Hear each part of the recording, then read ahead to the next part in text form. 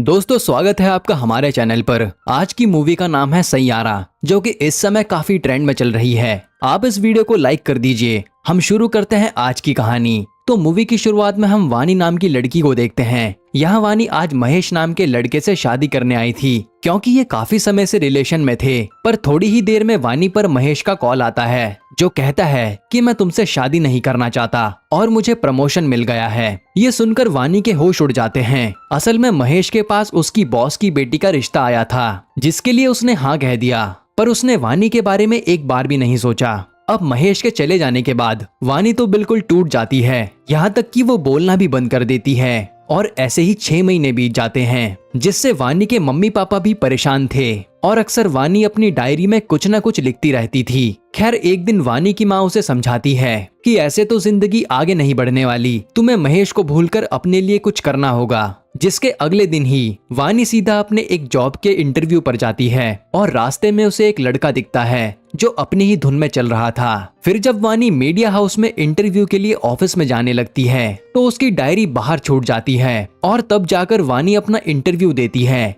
जहां उसे जॉब पर रख लिया जाता है। तभी वहां वही लड़का आता है जिसे वानी ने शुरू में देखा था और वो वानी को उसकी डायरी लौटाता है। हालांकि उसने वो डायरी थोड़ी पढ़ ली थी और उसमें वानी ने काफी सारी पोएट्री लिखी हुई थी। इसके बाद वो लड़का जिसका नाम क्रिश है, वो सीधा ऑफिस में एक एडिटर को मारने लगता है, क्योंकि उस आदमी ने एक पूरी एल्बम को रिव्यू किया था और उसमें केवल बैंड के एक मेंबर की तारीफ हुई थी, क्योंकि उस मेंबर के फादर काफी अमीर हैं। तब क्रिश का कहना था कि जब पूरा बैंड ही हमारा है तो हमारे नाम भी रिव्यू में आना चाहिए, ना कि केवल एक लड़के का। जिसके बाद क्रिश जाकर पोस्टर से उसी अमीर लड़के का नाम हटाने लगता है, क्योंकि उसे तो पॉपुलैरिटी मिल गई है। और इस बात पर इन लोगों की क्रिश से लड़ाई हो जाती है। असल में क्रिश को एक रॉकस्टार बनना है जिसके करोड़ों फैंस हों, इसीलिए वो अपने नाम को लेकर सीरियस रहता है। फिर यहाँ क्रिश के दोस्त गुस्से में कहते हैं कि अब हम तेरे साथ कोई शो नहीं करेंगे, जा अकेला कर सकता है तो कर ले। हालांकि यहाँ क्रिश का दोस्त केवी भी उसके साथ था। जिसके बाद क्रिश आज का शो अकेला ही जाकर करता है और लोगों को उसकी सोलो परफॉर्मेंस काफी पसंद आती है। फिर केवी क्रिश से कहता है कि भाई हमारे क्रू को ऐसे बिखरने मत दे, लेकिन क्रिश तो गुस्से में कह देता है कि मैं अकेला ही देख लूंगा सब कुछ, मुझे किसी की जरूरत नहीं है। पर केवी बताता है कि फेमस रैपर प्रिंस के मैनेजर विनीत ने हमें मिलने के लिए बुलाया है। तब ये सुनकर क्रिश अगले दिन विनीत से मिलने जाता है, जहाँ विनीत कहता है कि प्रिंस को आज के स्टाइल में एक गाना चाहिए,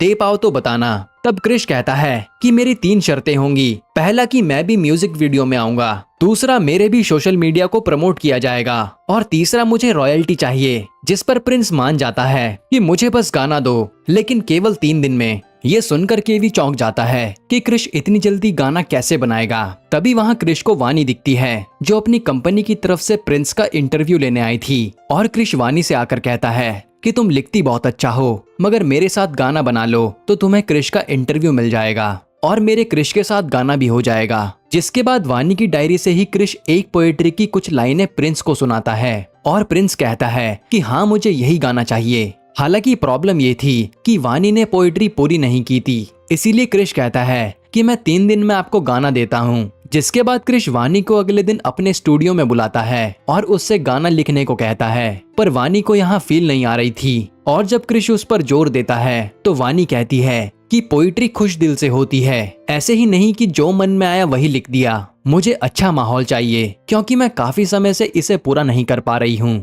असल में धोखा खाने के बाद वानी प्यार के बारे में ज्यादा लिख या सोच नहीं पाती। इसके बाद क्रिश वानी को एक ग्राउंड में लेकर आता है, जहाँ वो अक्सर अपने मन को शांत करने आता था और वो खेलते खेलते वानी को वो सब चीजें इमेजिन करवाता है जैसा वो फील करना चाहता है। इसी तरह से वानी को भी अच्छा लगता है और ये दोनों मिलकर 2 दिन में गाना बना देते हैं, जहाँ वानी ने वो सॉन्ग लिख दिया था। इन 2 दिनों में क्रिश के साथ रहकर वानी भी कई दिनों बाद खुश महसूस कर रही थी। फिर जब क्रिश ये गाना जाकर प्रिंस को सुनाता है तो प्रिंस तारीफ तो करता है, लेकिन एक प्रॉब्लम थी कि इसमें प्रिंस का रैप भी आना चाहिए था। तब क्रिश इसके लिए भी हाँ कह देता है कि हो जाएगा।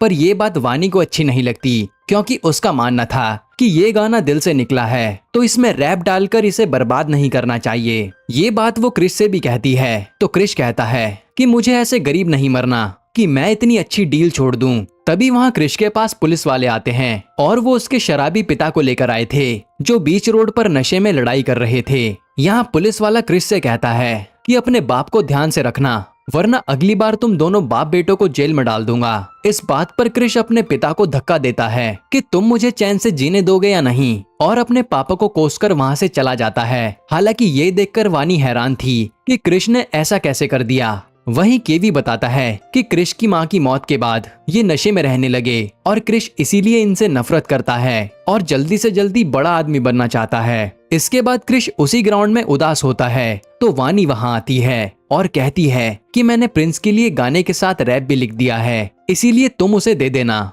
और फिर वो बताती है कि मेरी लाइफ भी एक समय पर पूरी पलट गई थी जब महेश ने मुझे शादी के टाइम धोखा दे दिया था, लेकिन जब से मैं तुमसे मिली हूँ मुझे खुशी का एहसास हुआ है और अब तुम खुद को ऐसे तड़पाओ मत। मैं चाहती हूँ कि मैं तुम्हारी थोड़ी मदद कर दूं, इसीलिए कुछ भी हो तो मुझे जरूर बताना। ये सुनकर क्रिश इमोशनल हो जाता है क्योंकि उसकी माँ के जाने के बाद वानी ने ही उससे ऐसी बातें की थी और वो कहता है कि मेरी मदद कर दो। तब वानी क्रिश को सबसे पहले उसके पापा के पास लेकर आती है जो आज फिर उधार की शराब पी रहे थे और वहाँ का मालिक उन्हें भगाने लगता है तो क्रिश आकर उन्हें अपने साथ ले जाता है। फिर वानी के कहने पर वो उन्हें रिहैब सेंटर में डाल देता है, पर यहाँ की साल की फीस करीब 9.5 लाख थी, जिस पर क्रिश कहता है कि मैं इसका इंतजाम कर दूंगा, बस इनकी शराब छुड़वा दो। फिर क्रिश यहाँ से सीधा विनीत के पास आता है और कहता है कि मुझे इस गाने के लिए कोई रॉयल्टी वगैरह नहीं चाहिए, मुझे बस 10 लाख दे दो। तब विनीत उसे पैसे देता है, यानी अपने पापा के लिए क्रिश ने ये चांस भी छोड़ दिया। तब वानी भी समझ जाती है कि ये बस बाहर से कठोर बनता है लेकिन वो दिल का साफ है। हालांकि फिर रात को क्रिश वानी को उसके घर पर जाकर छोड़ता है और कहता है कि हम आज आखिरी बार मिल रहे हैं, क्योंकि तुम मेरे साथ रहोगी तो तुम भी दुखी हो जाओगी, मेरी किस्मत ही ऐसी है। जो सुनकर वानी उदास हो जाती है क्योंकि वो अब क्रिश को पसंद करने लगी थी। फिर हम कुछ दिनों बाद प्रिंस का कॉन्सर्ट देखते हैं जहां अपना गाना सुनाने क्रिश भी आया था और तभी उसके पीछे से आवाज आती है वानी की, जिसे देखकर क्रिश को भी एहसास हो जाता है कि वो भी उससे प्यार करने लगा है और यहाँ ये किस कर लेते हैं। फिर दोनों क्रिश के घर आकर इंटीमेट भी होते हैं। अब वानी क्रिश से कहती है कि तुम्हारे कोई दोस्त नहीं है क्या, जिस पर क्रिश कहता है कि मैंने उनसे लड़ाई कर ली थी। तब वानी अगले दिन क्रिश को लेकर उसके दोस्तों के पास आती है और यहाँ उसके दोस्त उसे देखकर खुश हो जाते हैं, जिसके बाद ये लोग मिलकर अपना गाना बनाते हैं जो कि वानी ने ही लिख कर दिया था और रिलीज होते ही ये गाना हर जगह ट्रेंड करने लगता है। इसी तरह क्रिश और वानी की जिंदगी काफी अच्छी चलने लगती है। फिर जब क्रिश वानी को घर छोड़ने आता है तो उसके मम्मी पापा देख लेते हैं और वानी को घर पर उसकी मम्मी समझाने लगती है कि वो लड़का मुझे सही नहीं लग रहा था, अगर उसने तेरा फायदा उठा लिया तो क्या होगा। इसी तरह वो वानी को कुछ ना कुछ बोले जा रही थी। वहीं क्रिश वानी के पापा को वानी का बैग लौटाने आया था। तभी वानी को एकदम से चक्कर आता है और वो बेहोश हो जाती है। फिर हॉस्पिटल में जाकर वानी का चेकअप होता है और डॉक्टर बताते हैं कि सब कुछ ठीक है लेकिन कुछ और चेकअप करने पड़ेंगे। इसी दौरान क्रिश वानी के लिए बाहर बैठा था, जो वानी के मम्मी पापा भी नोटिस करते हैं। और जब क्रिश वानी से मिलने जा रहा होता है तो वानी की माँ उससे कहती है कि मेरी बेटी के साथ टाइम पास मत करना, उसका दिल पहले से ही टूट चुका है और उससे शादी करोगे तभी उसके पास जाना। तब क्रिश बिना कुछ कहे वानी के पास जाता है और वानी से आकर कहता है कि हमें शादी कर लेनी चाहिए। ये सुनकर वानी समझ जाती है कि मेरी माँ ने ही कुछ कहा होगा और वो कहती है कि तुम अभी अपने कैरियर पर ध्यान दो और शादी तो हम बाद में भी कर लेंगे, उसकी टेंशन मत लो। जिसके बाद क्रिश अपने दोस्तों के साथ शो करने जाता है और वहाँ उसके कई सारे फैंस मौजूद थे जो सिर्फ उसे सुनने आए थे।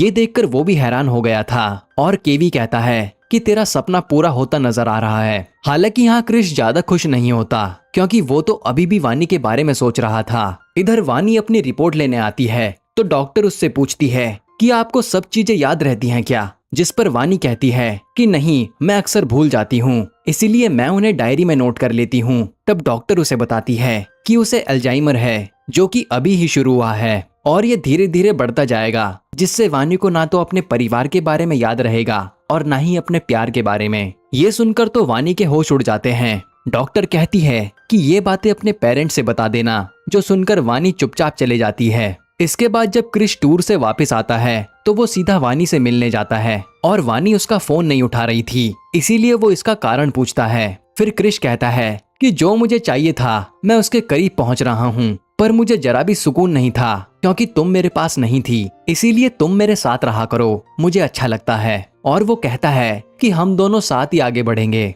यहाँ क्रिश को खुश देखकर वानी अपनी बीमारी के बारे में बता नहीं पाती। फिर अगले दिन जब वानी अपनी जॉब पर आती है तो उसे वहाँ महेश मिलता है, जो देखकर वानी हैरान थी। फिर लोग बताते हैं कि महेश की कंपनी ने इस मीडिया हाउस में फंडिंग की है, यानी महेश वानी का बॉस बन गया है। जिसके बाद वानी सीधा क्रिश के पास आती है और आज क्रिश अपने इंडिया टूर के लिए निकल रहा था। तब यहाँ वानी उदास बैठी होती है और कहती है कि मैं अपनी जॉब छोड़ दूंगी, लेकिन फिर वो एकदम से क्रिश का सामान पैक करने लगती है, जो देखकर क्रिश हैरान था, क्योंकि थोड़ी देर पहले ही वानी ने क्रिश का सामान पैक किया था। मतलब वानी भूल गई थी। क्रिश उससे पूछता है कि तुम ये दोबारा क्यों कर रही हो। तब वानी बहाना बना देती है कि मैं भूल गई थी। जिसके बाद क्रिश अपने टूर के लिए निकल जाता है। अब इसके बाद रात को वानी को ऑफिस की पार्टी में जाना था, जहां उसे फिर से महेश मिलता है और वानी को छेड़ने लगता है कि मैंने तुम्हें कितना मिस किया। तब यहाँ एकदम से वानी कहती है कि हम तो साथ ही थे, तो तुम मिस क्यों कर रहे थे।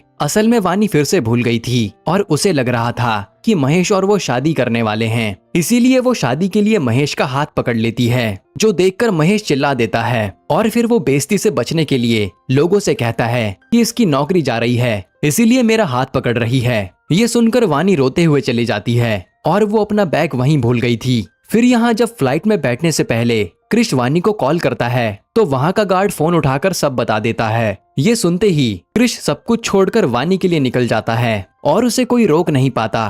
फिर वो सबसे पहले वानी का बैग लेने आता है और उसी में उसे वानी की रिपोर्ट दिखती है, जिसमें अल्जाइमर बताया गया था। ये देखकर क्रिश के भी होश उड़ जाते हैं। फिर वो सीधा वहीं ग्राउंड पे जाता है तो उसे वहाँ वानी मिलती है, जो उदास थी। फिर क्रिश उससे कहता है कि तुम्हारे साथ इतना सब कुछ हो रहा था और तुमने मुझे बताया क्यों नहीं। जिस पर वानी कहती है कि मुझसे दूर चले जाओ, क्योंकि मैं जल्द ही सबको भूल जाऊंगी और हमारा कोई फ्यूचर नहीं है। लेकिन क्रिश कहता है कि मैं तुम्हें हमेशा प्यार करूंगा, चाहे कुछ भी हो जाए, और हम इसका इलाज करवा कर रहेंगे। जिसके बाद क्रिश वानी को इलाज के लिए लेकर जाता है और वानी के पेरेंट्स भी आए हुए थे। तब डॉक्टर बताती है कि हमने दवाई तो शुरू कर दी है, लेकिन वानी को किसी शांत जगह पर जाने की जरूरत है, जिससे उसके दिमाग पर कम जोर पड़े। ये सुनकर क्रिश इसके लिए मान जाता है और वानी के परिवार वाले भी उसे नहीं रोकते। जिसके बाद वानी क्रिश के साथ शहर से दूर चली जाती है, जहाँ ये लोग सिर्फ गाना बनाते हैं और एंजॉय करते हैं। वानी हर समय क्रिश के साथ खुश रहती थी। फिर एक दिन क्रिश को उसके दोस्तों का कॉल आया था, जो कहते हैं कि भाई तुझे भी यहाँ शो के लिए आना चाहिए, क्योंकि ऑडियंस तेरी डिमांड कर रही है। लेकिन क्रिश मना कर देता है कि वानी को मेरी ज्यादा जरूरत है। साथ ही क्रिश केवी से कहता है कि विनीत से बात करके कहीं गाने बिकवा दे, क्योंकि पैसों की जरूरत पड़ेगी। तब ये बातें वानी भी सुन लेती है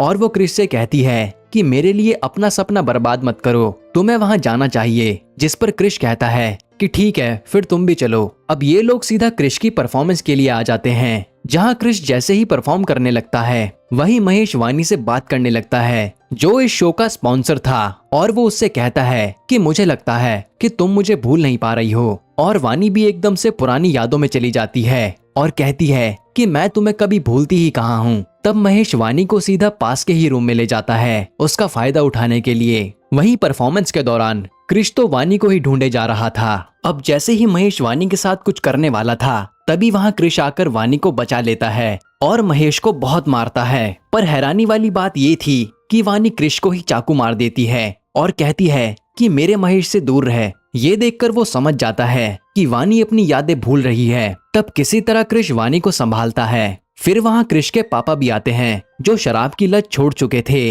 वो क्रिश से अपनी गलती की माफी मांगते हैं कि मैंने शराब को हाथ लगाकर गलती की थी। तब क्रिश भी उन्हें माफ कर देता है। फिर अगले दिन जब वानी क्रिश के पास आती है तो वो कहती है कि चलो आज तो तुम्हारा शो है ना। लेकिन क्रिश बताता है कि वो तो कल हो चुका है और काफी अच्छा गया। असल में वानी अब छोटी छोटी बातें भी भूलने लगी थी। इसके बाद क्रिश एक नया गाना बनाने की सोच रहा था, जिस पर वानी कहती है कि मैं ऐसा गाना लिखूंगी जो हर किसी के दिल को छू जाएगा। वहीं क्रिश महेश से माफी मांगने जाता है, क्योंकि उसकी पिटाई के बाद वो इनके बैंड की स्पॉन्सर बंद कर रहा था। लेकिन यहाँ केवी साफ मना कर देता है कि माफी मांगने की कोई जरूरत नहीं है। और क्रिश आज पहली बार किसी से माफी मांगने जा रहा था, जो देखकर ये लोग हैरान थे। तब केवी क्रिश से कहता है कि तू आने वाला रॉकस्टार है, पर उस वानी को उसके माँ बाप के पास छोड़कर अपने कैरियर पर ध्यान दे। लेकिन क्रिश कहता है कि वानी ने ही मेरी जिंदगी को सही रास्ते पर लाया है, वरना मैं खुद को ही कोसता रहता। अब मैं वानी के साथ ही खुश हूँ।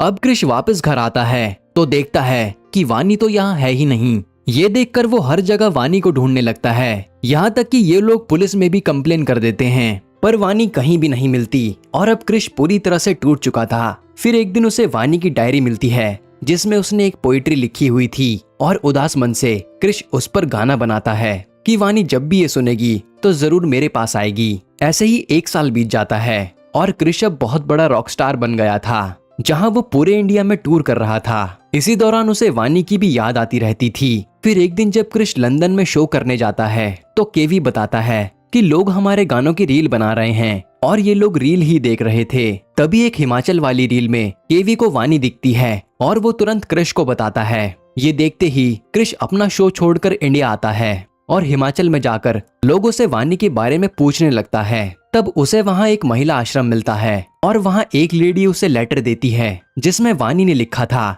कि मैं अक्सर तुम्हें भूल जाती हूँ क्रिश, पर लेकिन फिर एकदम से मुझे सब याद आता है और मुझे बहुत दुख होता है कि मैंने तुम्हें कितना परेशान किया है। मेरे कारण तुम अपने कैरियर को भी बर्बाद कर रहे थे, इसीलिए मैं तुम्हें छोड़कर चली गई थी और अब मैं चाहती हूँ कि तुम्हारा सपना पूरा हो। ये सब सुनकर क्रिश रोता है और वो सीधा वानी से मिलने जाता है, जहाँ लेडी बताती है कि वानी को अब ज्यादा कुछ याद नहीं है। तब क्रिश उससे किसी अजनबी की तरह मिलता है और क्रिश की बातों से वानी को एकदम से याद आ जाता है कि ये तो उसका क्रिश है। जिसके बाद क्रिश वानी को यहाँ से अपने साथ ले जाता है और शादी भी कर लेता है। हालांकि क्रिश ने वानी के लिए अपना कैरियर नहीं छोड़ा और उसने पूरे घर में वानी के लिए बोर्ड लगा दिए जिसमें सब कुछ लिखा था ताकि वानी आगे भी कुछ ना भूले। दोस्तों, यहीं पर ये मूवी खत्म होती है। आपको ये कहानी कैसी लगी हमें कमेंट में बताएं और ऐसे ही वीडियोस के लिए चैनल को सब्सक्राइब कर लीजिए।